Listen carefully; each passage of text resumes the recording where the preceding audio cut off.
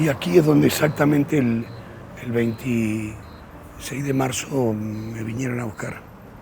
Pararon sobre esta calle los camiones y vehículos del ejército. En realidad fue un operativo conjunto de ejército y policía de La Pampa.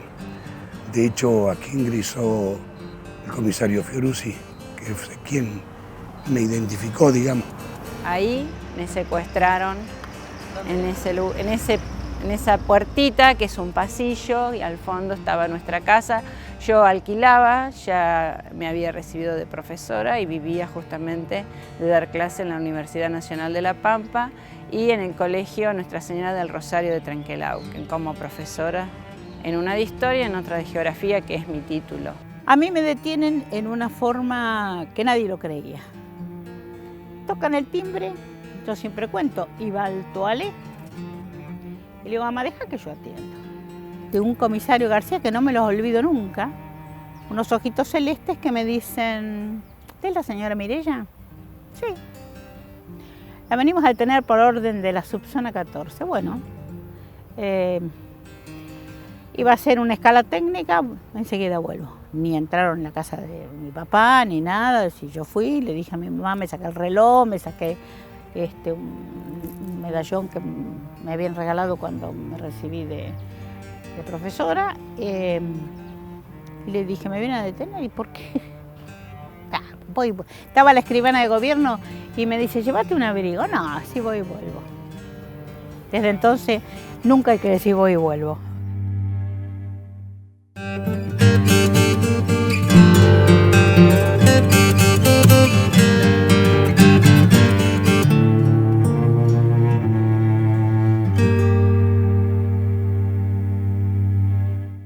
Primero era chico, 10, 11 años, no tenía, si bien tenía ya uso de razón, en el famoso juego de Evita, yo participaba en el juego de Evita, estaba en la quinta de Gobernador, cuando lo detuvieron a mi viejo, cumpleaños de mi viejo, noviembre,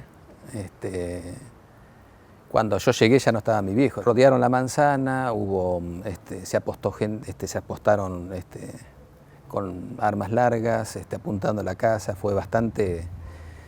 Estaba mi vieja, mi viejo todavía no estaba acá, con mi hermana mayor. Nada, fue todo un proceso muy intimidante, muy violento. Estamos hablando del 75, es decir, no fue en la época de la dictadura plena, digo, es un gobierno civil. ¿A usted qué día lo detienen? El 24 de marzo a las 6 de la mañana. Más o menos. ¿Y se lo llevan directamente o No, me fueron a buscar a mi casa y me llevaron a la colonia penal. A mí me blanquearon en todo momento. En esta plaza, en aquella época, cuando Santa Rosa tenía 50.000 habitantes más o menos, hubo una movilización en defensa de nosotros, los militantes del SOEM, que lo habíamos formado y lo habíamos criado, y queríamos que la autoridad municipal reconociera a las autoridades de la lista blanca, de la cual yo era secretario general. Fue un momento muy triste, y muy triste, muy, digamos, jodido, porque él estaba festejando su cumpleaños en su casa, y cae un grupo de tareas del ejército y la policía provincial a hacer una requisa, y me acuerdo que papá se entera, y estaban ahí a 3 cuadras, vivíamos muy cerca, entonces papá va a ver qué pasaba, Saúl va a ver qué pasaba, y se lo llevan a Raulito y se lo llevan a Saúl también. Se llevan a los dos. Raulito pasaría los siguientes 3 años de su vida encarcelado y vería fallecer su hijo menor, Miguel, mi primo, en una operación del corazón, porque tenía un problema en el corazón. Lo estaba operando Favaloro, René Favaloro, que había venido a La Pampa, y el abuelo lo había hablado para que si podía hacerle una operación, le contó cómo estaba, que se había agravado a partir del encarcelamiento de su padre, y Raulito no pudo ver a su hijo, no lo pudo ver convaleciente, no lo pudo ver, o sea, cuando él volvió ya había sido el sepelio.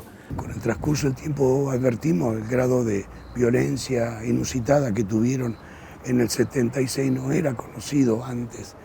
A los dirigentes sindicales, el plan Coninte, se los llevaba presos 2 días, los devolvían, digamos. De hecho, don José Regasoli, cuando estuvimos en la cárcel acá, nos dijo eso, despreocúpense, un par de días nos vamos. Bueno, fue otra cosa el golpe del 76. Ese nivel de locura sí no lo previó nadie. y con el tiempo estuvo reconocido que ni siquiera los más filosos comentaristas políticos habían advertido que podía tener tal grado de tragedia como la que nos sumieron, ¿no? Yo justamente de este lugar fui levantada, la palabra exacta es secuestrada, el 19 de noviembre del 75, muchos meses antes de lo que es el golpe de Estado, que es el 24 de marzo. Pero nosotros acá en La Pampa no teníamos magnitud de lo que se estaba preparando, y es evidente que ya se estaba preparando. Creo que hay que preguntarle a otros políticos que viven todavía, porque ellos tenían mucha más información y hasta se participaba de algunas reuniones en donde las Fuerzas Armadas ya estaban preparando todo esto. Estábamos esa noche volviendo, en realidad después de habernos retirado ya del trabajo, volvimos para rehacer la tapa, precisamente por el golpe. ¿Qué decía la tapa? Un nuevo golpe de Estado, creo. Yo me acuerdo más bien de lo que yo estaba escribiendo en la máquina de escribir, haciendo una editorial, porque fue el momento en que me detuvieron, que era ante un nuevo golpe de Estado. Y en los primeros párrafos, bueno, como ya veníamos diciendo días antes, convocando a la resistencia civil ante ese golpe de Estado, más que nada porque estábamos a pocos meses de una nueva elección, ya estaban convocados. Bueno, me sacaron esa hoja naturalmente, por eso me acuerdo tanto. Y ya me detuvieron, me llevaron de aquí. Sobre esta filo de la vereda, un compañero que ya falleció, Domínguez, se quiso resistir a que me llevaran. Y lo llevaron a él a golpes hasta el fondo. Esa fue la última imagen que yo tuve de este edificio de la capital. Nos habíamos librado de Camps, que pasó a ser el jefe de policía de la provincia de Buenos Aires, pero al mismo tiempo Camps dejó las listas hechas. Buen hombre no fue nunca. Y colaboradores había, peronistas y no peronistas. ¿Estaba su nombre? Sí, mi nombre estaba. Sí, a mí me lo muestra el coronel Iriar. Estaba mi nombre como guerrillera peligrosa. Madre de 4 hijos, pero guerrillera peligrosa.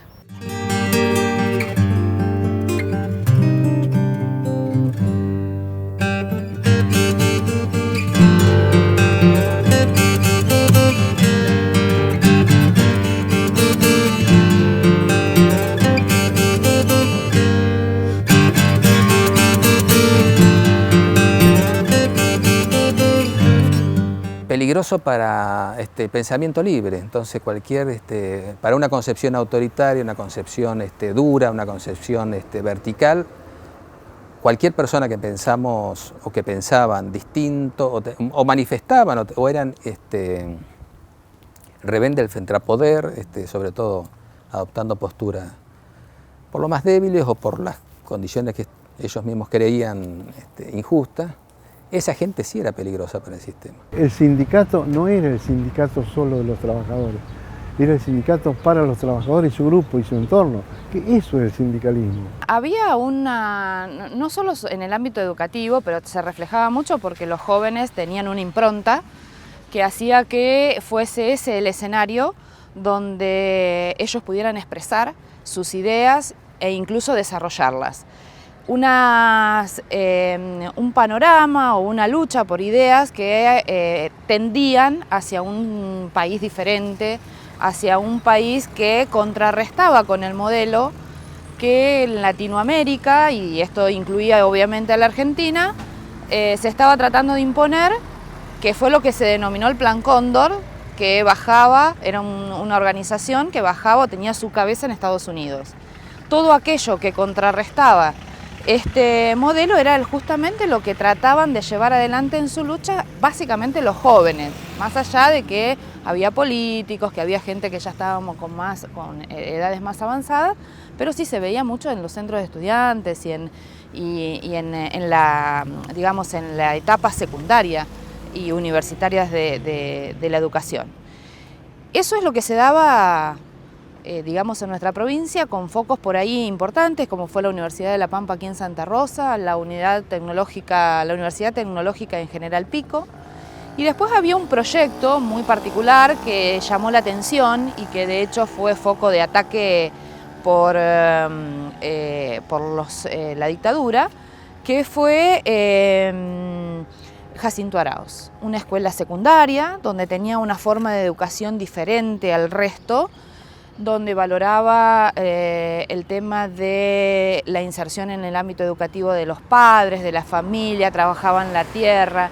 Era un proyecto más de origen o de orientación socialista, y la forma de relacionarse alumnos, padres y docentes llamaba la atención porque no tenía este régimen de autoridad que se pretendía. Yo venía ya en el secundario activando en grupos católicos juveniles en la parroquia de Trenquelauquen. No hay que olvidarse que eran los tiempos que habían pasado del Concilio Vaticano II y toda esa opción por los pobres que se venía produciendo dentro de la Iglesia latinoamericana.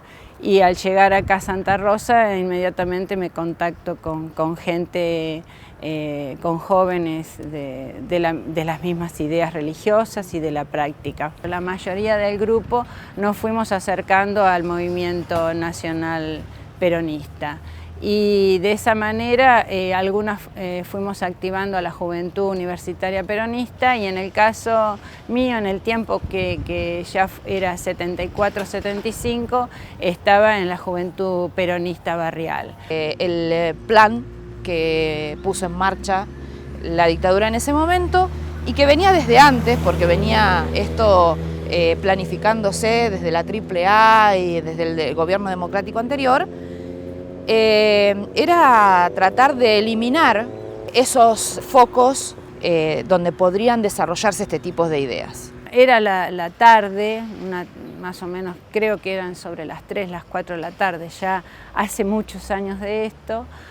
Venía con mi novio, que hoy es mi esposo y padre de mis hijos, Osmar Sombra. Veníamos caminando, vimos que había unas personas y nos metimos. Pero nosotros, porque claro, las personas estas estaban en un auto común, no había un patrullero, no había un operativo policial ni militar que nos advirtiera que podía pasar algo. Cuando uno entra a una comisaría, que es una institución del Estado, debe ser inscripta como corresponde. Cuando entras al hospital, cuando entras a una escuela, debe ser inscripta en un cuaderno. Pues bueno, cuando yo, después que viene la democracia, en el año 84, un juez provincial me dijo: usted no estaba inscrita, no estaba legalizada en ningún lado. En realidad yo fui legalizada en Buenos Aires cuando me llevan a la cárcel de Villa Devoto en calidad de detenida a disposición del Poder Ejecutivo, y ahí sí me dicen que yo estoy en esta condición. El 4 de agosto del 75, la arena no salía los domingos, por lo tanto el sábado era un día que no se trabajaba. Y habían ido Rosalba y Saúl, mis viejos, habían ido al Cine América a ver una película, habían estacionado el auto frente al diario, como era su costumbre, y se suben al auto cuando termina la película y se van. A los pocos minutos explota una bomba que fue, digamos, de una potencia y una química que aquí no se conocía. Aunque era un diario de derecha en sus comienzos, fue fundado por el ejército prácticamente en General Hacha. Nosotros en el 74 lo cooperativizamos.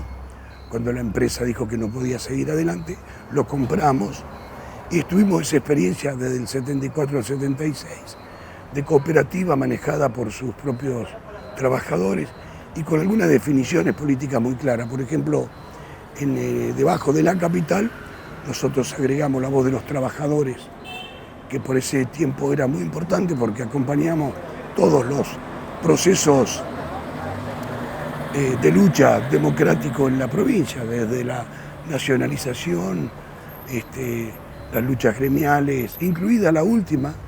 El gremio de ATE le estaba haciendo paro prácticamente a don José Regasoli por aumento de salario, y nosotros por supuesto que apoyábamos, ¿no? El 17 de marzo del 76 hay un atentado similar contra la sede de ATE, la que está en Quintana, en la calle Quintana, todavía está el edificio que fue atentado y creo que algunos rastros todavía de esa bomba están allí.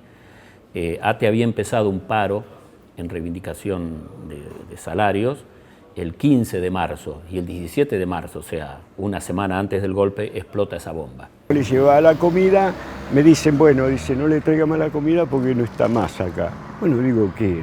¿Le dieron la libertad? No, dice, la llevaron de acá al ejército, acá nosotros como policía la teníamos, qué sé yo, porque el ejército no tiene para tener mujeres, nada más, pero no nos dicen nada nosotros, así que no sabemos. Y bueno, pido hablar con el oficial de servicio y me dice, sí, la llevó el ejército, pero no te podemos decir dónde porque no sabemos. Realmente no lo sabemos. Así que bueno, de ahí salí tan confundido que no sabía qué hacer yo. ¿Esto va en serio? ¿Qué va a pasar? Uno no sabe, no sabíamos, nadie sabíamos nada. Me dicen, junte sus cosas de un calabozo que estaba en la comisaría, que hoy es la primera, junte sus cosas. Bueno, yo creí que me daban la libertad. Me subieron a un patrullero, ahí sí fue un patrullero, y me llevaron hasta el aeropuerto de Santa Rosa, y ahí vi un avión del Servicio Penitenciario Federal, y bueno, y ya me llevaron hacia él. Una cosa que debo decir, nos esposaron adentro del avión, pero nunca nos encapucharon. Veíamos, y bueno, cuando llego ahí, veo el primero que reconozco es a Raulito Datri, que también lo llevaban en la misma condición que yo. Él también a Villa Devoto, al pabellón de varones, y yo al pabellón de mujeres, y bueno, nunca más nos vimos hasta luego reencontrarnos en libertad. Mi viejo primero de acá lo trasladan a Devoto, de Devoto va a Chaco, de Chaco finalmente termina en Rawson, que es donde pasa la mayor tiempo, y después lo liberan ya en el 78. Mi viejo era un periodista, militante político. Mi viejo tenía una militancia de la izquierda clásica, de vanguardia comunista, un tipo con mucho compromiso. De hecho, cuando mi viejo después lo liberan en el 78, la conducta de mi viejo es muy parecida, sigue teniendo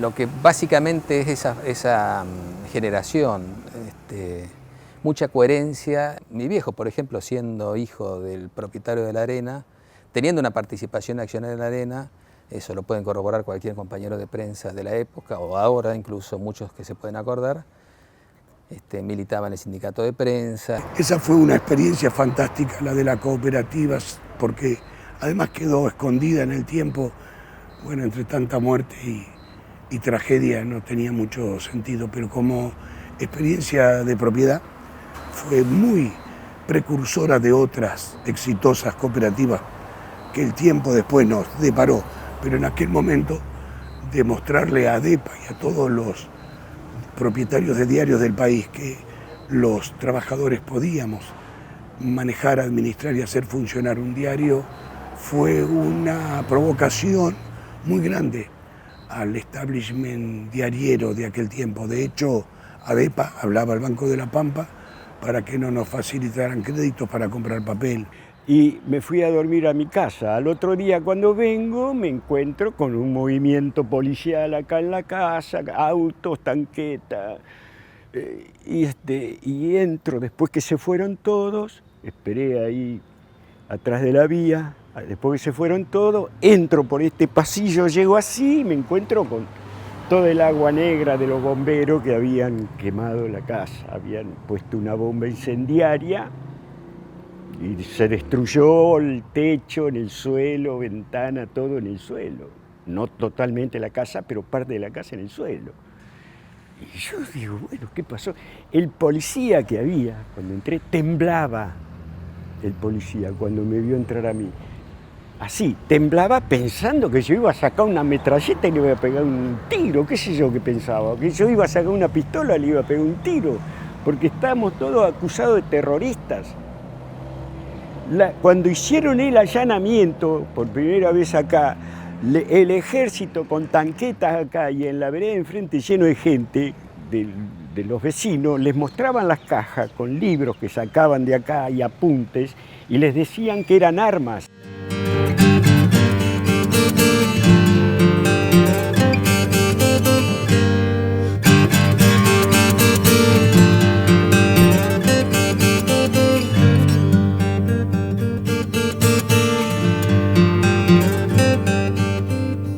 Mi papá, desde que yo me casé, tengo que hacer esta referencia, todas las noches iba a cenar a mi casa. Y nosotros vivíamos en Lisandro de la Torre y Urquiza.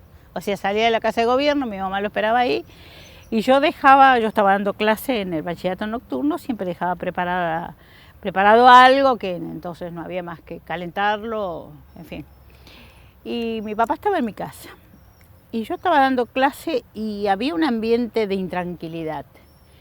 Y el contador Tellieri-Arte, que era, digamos, la persona más política que nos encontrábamos en los recreos, me dice, ¿sabe algo? ¿Cómo va? Le digo, mi papá me dice que todavía no, que está tranquilo. Bueno, yo termino de dar clase a las 12:30, llego a mi casa y me dice, está todo tranquilo. Se retiró Lorenzo Miguel y la presidenta se fue en el helicóptero. Lo que no sabíamos es que se iba preso.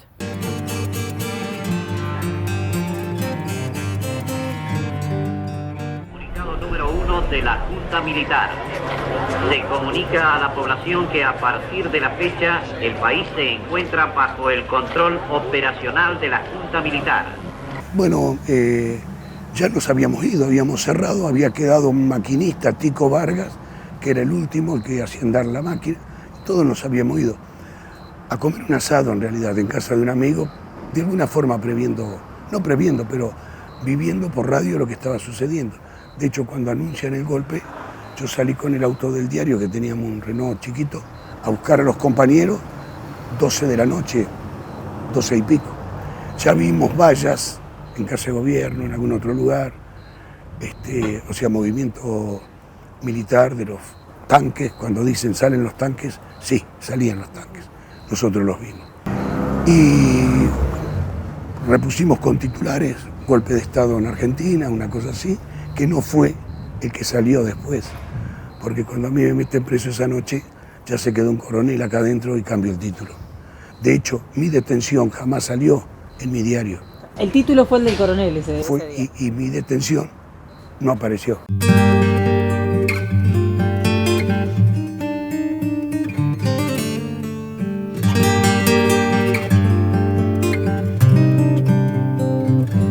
Y a las 3 de la mañana me despierta Solesio, que era el director de inteligencia, y me dice, avísale a tu papá, porque nadie se animaba a avisarle, avísale a tu papá que estamos bajo jurisdicción militar.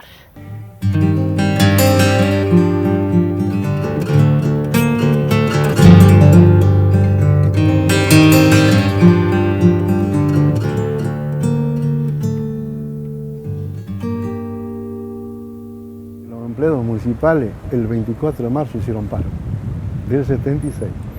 Nosotros teníamos un paro de 72 horas, iban 2 horas y el último día era cuando vino el golpe. Y los municipales no vinieron a trabajar, hicieron paro. Me lo contaron en la cárcel. La dictadura respondió al Plan de las Américas. En la época de Onganía, en el Plan de las Américas, él fue a tomar las clases y era donde el neoliberalismo, que hoy se lo llama el liberalismo de aquella época económico, pretendía tomar todos los gobiernos a través de golpe de Estado para implantar su plan económico. Esa era la lucha. No era que yo gané o no gané una elección en los municipales. No, la influencia era aquella. Había que responder, porque Martínez Dios, con el plan económico que traía, tenía que ser a través de la fuerza, si no, no podía entrar. Y quienes teníamos militancia de base, los militares ya lo sabían muy bien, porque nos tenían muy bien registrados. Acá en Argentina aparece con esta entelequia de Videla de los desaparecidos, él no está. Pero empezó en Chile, en Brasil, con Joe Goulart, cuando dijeron el que aguanta, aguanta y el que no, a la favela. Como eso quedaba muy desprolijo, inventaron lo de Chile, el gran estadio nacional. Y como eso también quedó feo, el desaparecido era otra cosa. Y los militares se prendieron e hicieron lo que hicieron. Papá me llama y me dice, localizame la Alicia Chávez, por el tema de las llaves de las casas que iba a entregar. Viene Alicia Chávez y le digo, mira Alicia, andate hasta el despacho y papá te va a decir que retires las llaves que las tiene el coronel Calderón, que iba a asumir como ministro de Acción Social. Entonces, pedile las llaves y llévaselas a papá. Bueno, Alicia hizo así. Fue y le dijo, me dicen coronel o teniente coronel. Dice, no, teniente coronel. Bueno, vengo a retirar las llaves que tengo que clasificar, unas llaves que tengo acá. Pero no le dice que son las llaves de un barrio. Muy valiente Alicia. Entonces le dice, ¿y me las puede dar? Sí, siempre que me firme. Y entonces, con todo gusto, le puso la firma, agarró el manojo de llave y se la llevó a mi papá, que estaba reunido con los ministros, no había llegado a Iriar todavía. Bueno, llega a Iriar y le dice que el ejército se va a hacer cargo de la gobernación y que le da 1 hora para que ponga todos sus papeles en orden. Y la verdad que no había mucho papel para poner en orden. Entregaron el gobierno y se encuentra con Alicia y que ella tenía numeradas a cada uno el número de casa que le correspondía y le dice a la gente, le dice, se tienen que cambiar ya, con un colchón, con unas sillas, tienen que ir caminando porque si no les van a quitar las casas. Era un barrio de 40 casas y se fueron cada uno por lo menos con algo para que se instalara un miembro de la familia, entonces ya no los podían sacar. Se había producido una aparición muy fuerte en la Universidad de La Pampa como revulsivo de esta sociedad que te describo en todo caso. Y precisamente, junto con algunos médicos, 6 o 7, del Servicio Provincial de Salud fueron destinatarios de esta violencia del golpe de Estado. No había más, eran esta universidad, este grupo de médicos, un grupo de periodistas y nada más. Claro. Esto fue lo que, se plantó frente a ese golpe de Estado en todo caso y que fue merecidamente perseguido. El porcentaje de analfabetismo en la Argentina era muy grande y hubo un programa nacional a partir del Ministerio de Tayana de hacer un programa en donde se alfabetizaba en los lugares de trabajo. La gente en ese lugar aprendía a leer y escribir y también las operaciones matemáticas. Nuestras actividades políticas eran actividades políticas legales, de tal manera que uno en la legalidad no tiene por qué esconder nada ni tener miedo de nada. Éramos ciudadanas y ciudadanos que teníamos una posición política que nos parecía que, basado en la justicia social, nos parecía una cosa correcta. Y tomamos 2 veces la municipalidad y éramos loquitos, y capaz que sí que éramos loquitos. Pero que teníamos razón, tenemos razón. Lo que más me da bronca a mí es que hubo pampeanos en la policía que nos conocían, sabían dónde vivíamos, qué habíamos hecho. Bueno, yo me crié en Santa Rosa, allí frente a la escuela hogar, fui taxista 2 años, también hicimos el sindicato de taxi en aquella época, con García. ¿Cómo que no nos van a conocer a nosotros? A Mireya Regasoli, ¿no la conocía?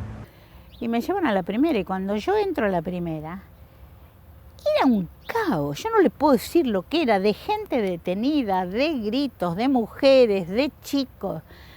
Y me encuentro con todos los que habían sido mis alumnos. Llorio, bueno, empezando por Llorio. El comisario Gatica. Realmente cuando uno habla del quiebre que generaron fue muy violento, muy dramático, digamos, no es algo feliz para nosotros. Fue con el represor Fiorucci en un contacto personal que tuve antes que lo detuviesen, y una de las cosas que yo le achacaba a él, que él quebró la familia objetivamente, es decir, hubo un antes y un después en la familia, eso no es teoría, es práctica eso. Lo particular de esto es que ustedes fueron vecinos y siguen siendo vecinos, ¿no?, de la familia Fiorucci, sí, y que tenían un contacto con ellos. Yo te decía, parece un cuento de García Márquez. Y mis hijos 4 quedaron solos, con la chica que los cuidaba, que era Esmeralda de la Mata, y después Elba de la Mata y su esposo, y Lucas, venían a trabajar al siempre y se arriesgaban a ir a mi casa, pero estuvieron solos, 4 chicos. Trejo cumplió 2 años cuando estando yo preso. Fue muy cruento en La Pampa. Fue muy cruenta la detención y fue muy cruenta la post-detención. Porque una vez que se fueron distribuyendo, que fueron quedando, que quedamos los que quedamos, no fue fácil. Sobrevivir no fue fácil.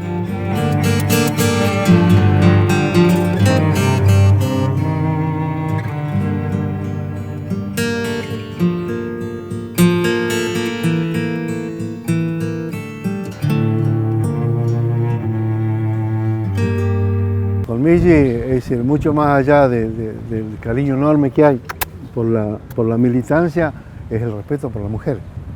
Es decir, no se habla de la mujer militante. Se habla de Bachelet o de Cristina, pero de la mujer militante no se habla. De la mujer periodista no se habla. ¿Cuál era el rol de la mujer sindicalista en ese momento? Muy brava, muy fuerte. No se lo recuerda, que mucho, la historia no le ha hecho justicia. No. Perla Bravo, Noelia Sánchez, Noelia Guzmán, estaba Victoria Subur, Edith de Calvo.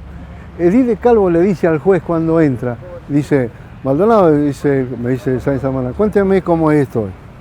Y se para Edith Calvo y le dice, no es cosa de Maldonado.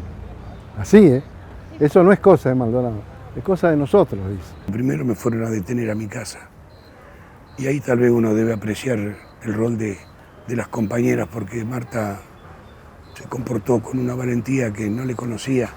De hecho, cuando rodearon la casa hizo traer a un milico de civil con la excusa de que había 2 nenas.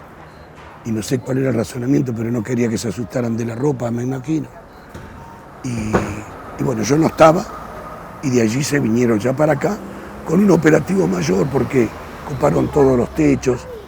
De hecho, tenían entendido que había armas aquí en el diario, que no las había, pero bueno, para ellos había, y actuaron como si hubiera posibilidad de que nos resistiéramos.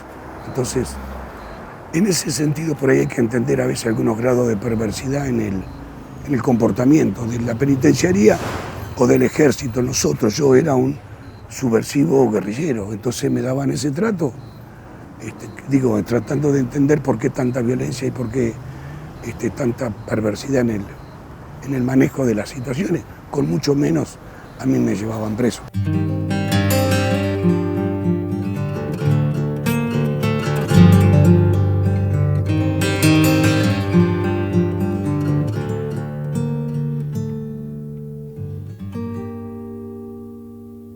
Nosotros teníamos contacto en el sentido que mamá iba a visitarlo, nosotros íbamos a visitarlo, con todo lo que ello implicaba, es decir, mis abuelos iban a visitarlo, y eso es, para que la gente se imagine, el nivel era violento. Vos entrabas, te desnudaban, yo era chico, el nivel de violencia físico era mucho menor, pero yo me imagino mis abuelos, una generación, que te desnuden, te meten la mano en el culo, por si llevabas algo, te manoseen como te manoseaban. Yo creo que socialmente la gente no se imagina lo que vivimos, las familias, ni hablar por supuesto de los presos, y en el caso de mi viejo tuvo la suerte de ser un preso reconocido, liberado vivo, no fue un desaparecido, pero había no sé, hubo chumbita, mucha gente te podría contar, los famosos traslados, las amenazas en los vuelos, te vamos a alargar, era un goce al poder, digamos, que lo hacía desde el guardiacárcel más ratón hasta, por supuesto, los jerarcas más grandes, ¿no? Esto es Oscar Bondergan, un señor que respetamos muchísimo, que trabaja en lo que es fotografía de casa de gobierno, en su cochera de su casa particular. En el año 77 exactamente, hizo una pintura con Maldonado, con Raulito Datri y conmigo. con esta paloma, detrás de la reja estábamos presos, y esta leyenda. Le sacó una foto y a mí me regaló este cuadro, él. Yo entiendo que la pared no estará más y que le habrá borrado, incluso por seguridad me imagino, porque esto fue ahí mismo, en el 77. Yo a veces pienso que este tipo de gestos, de actitudes, que por allí son personales, pero en algún punto me parece que esconden la intención de mucha gente de acercar un mensaje o de tener algún gesto con lo que estaba sucediendo, ¿no?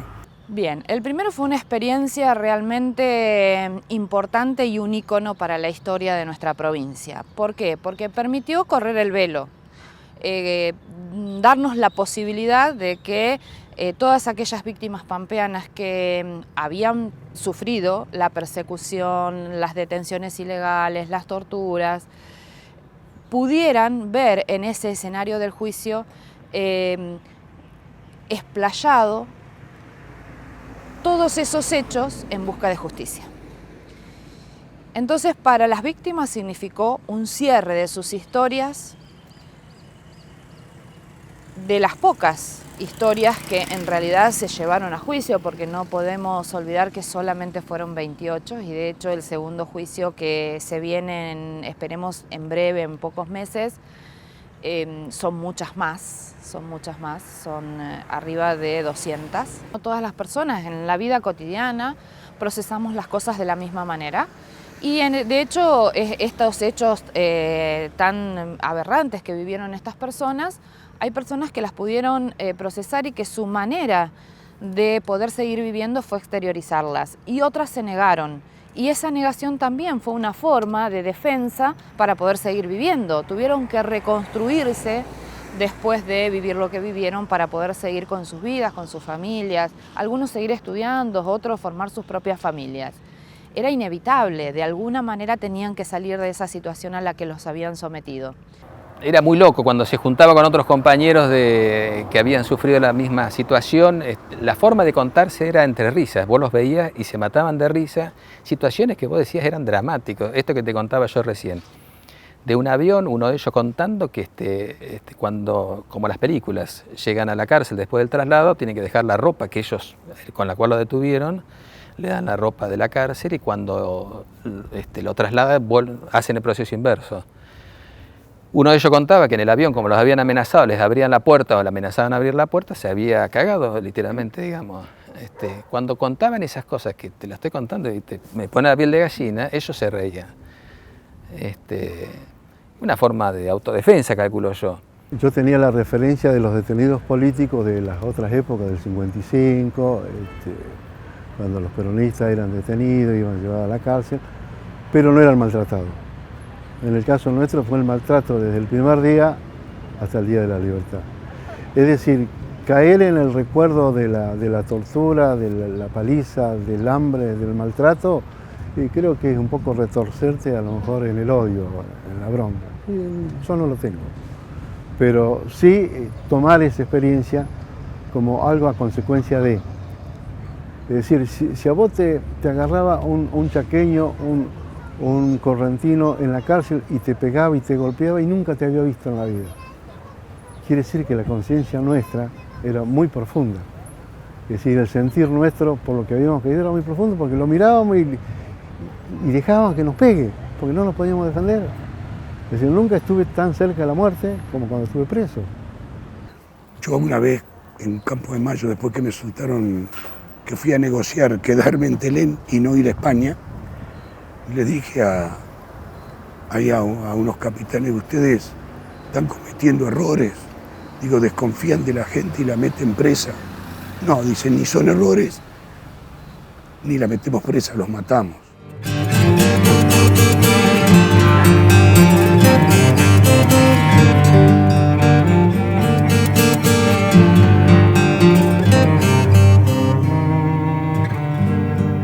Nosotros sufrimos mucho la posición de la Iglesia.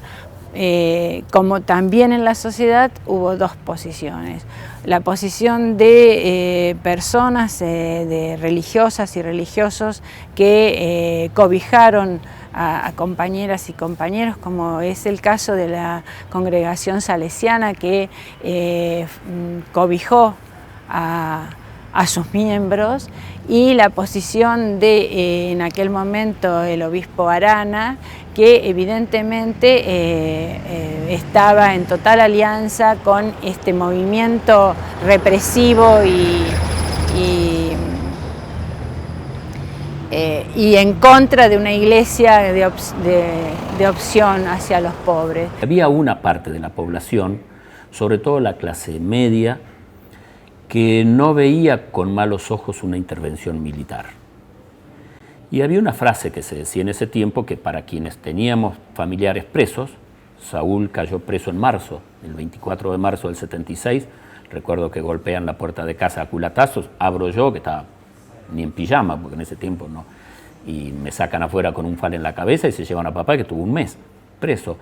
Y cuando yo iba al colegio, iba a la casa de algunos padres de compañeros, no había un clima de indignación ante eso, sino hasta de alivio, hasta de y algo habrán hecho.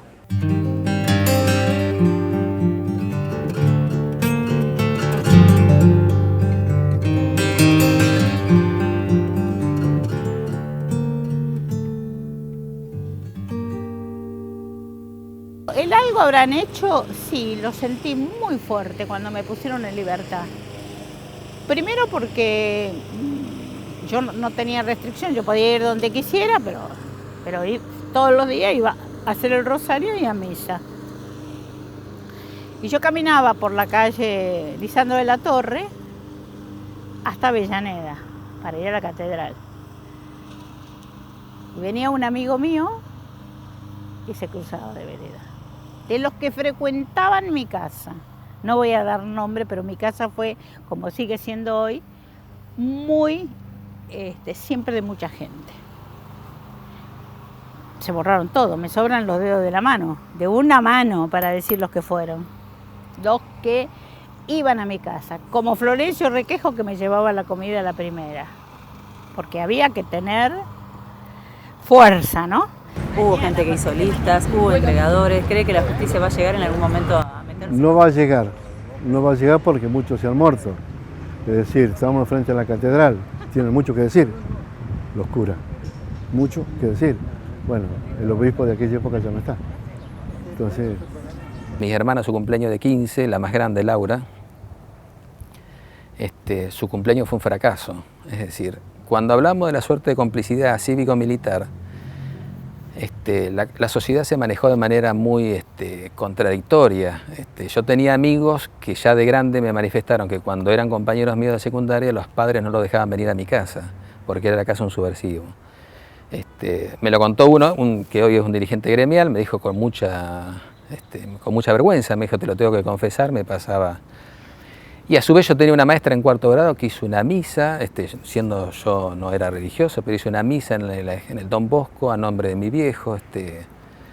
Entonces, esos gestos contradictorios, muy interesante. Acá había un despensero a 2 cuadras que cuando yo fui a pagar la famosa libreta, le doy la plata y la libreta y él me devuelve la plata y dice, esto es un regalo para Raulito de fin de año, que era mi viejo, digamos. Nuestra sociedad fue, en realidad, cómplice de ese golpe de Estado. Yo no quisiera cargar las tintas en el sentido de responsabilidades individuales, pero aquí a casi nadie le pareció mal una intervención más de las Fuerzas Armadas, porque hasta ese momento eso era lo que sucedía. Después se conoció que la intención era otra, que los métodos fueron terribles, pero hasta 26 de marzo del 76 era una intervención más. Sin lugar a dudas, sin complicidad civil no hubiese sido posible el desarrollo de todo este plan sistemático que nosotros desde, bueno, ustedes saben que yo pertenezco a la Liga Argentina por los Derechos del Hombre y la Liga viene diciendo desde el punto cero, desde su lucha histórica, que lo que ocurrió en la Argentina fue un genocidio. Ese genocidio, sin la complicidad civil, no podría haber sido llevada a cabo. Al principio me justificaban diciendo que la sociedad no sabía, después me dijeron que la sociedad sabía pero tenía miedo. Siempre buscamos excusa de la sociedad. Ahora, lo que yo siempre vi que la sociedad nunca reivindicó esa generación. La única reivindicación que vino en el gobierno de Néstor y Cristina fue una política de Estado. Objetivamente yo no he visto que la sociedad masivamente reivindique una generación y se ponga y haga su mea culpa. ¿Con esto qué quiere decir? Hubo una dictadura sangrienta, todo eso, y una complicidad civil en todo esto. No, hubo consenso para aplicar ese tipo de políticas. No hay posibilidades de una dictadura sin consenso social. Eso es real.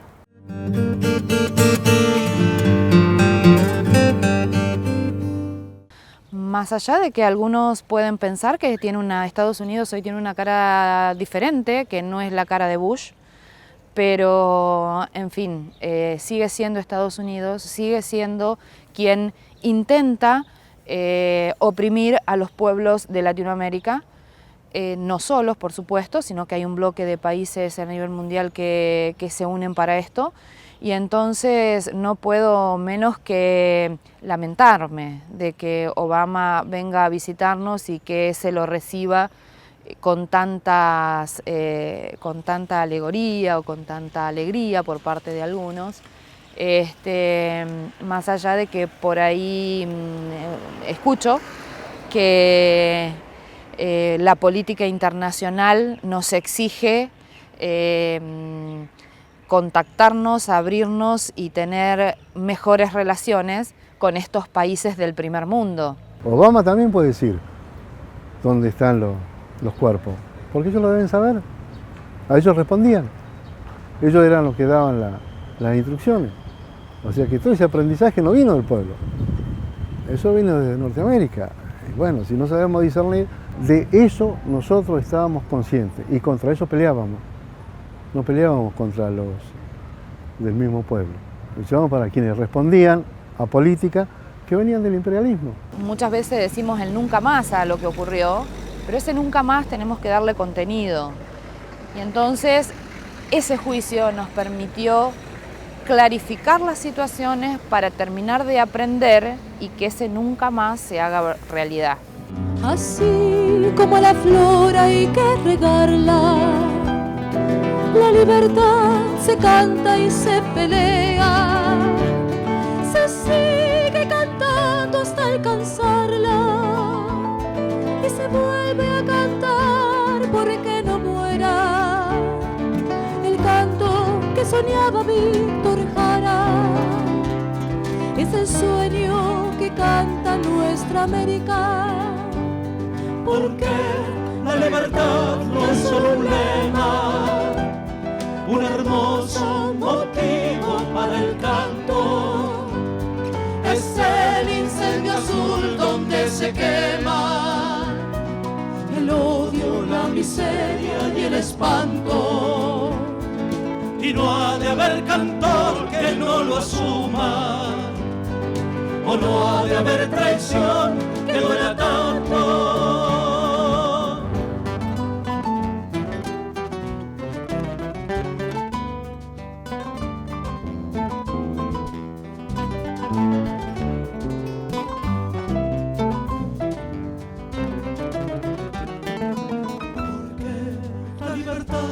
Solo un lema, un hermoso motivo para el canto. Y no ha de haber cantor que no lo asuma, o no ha de haber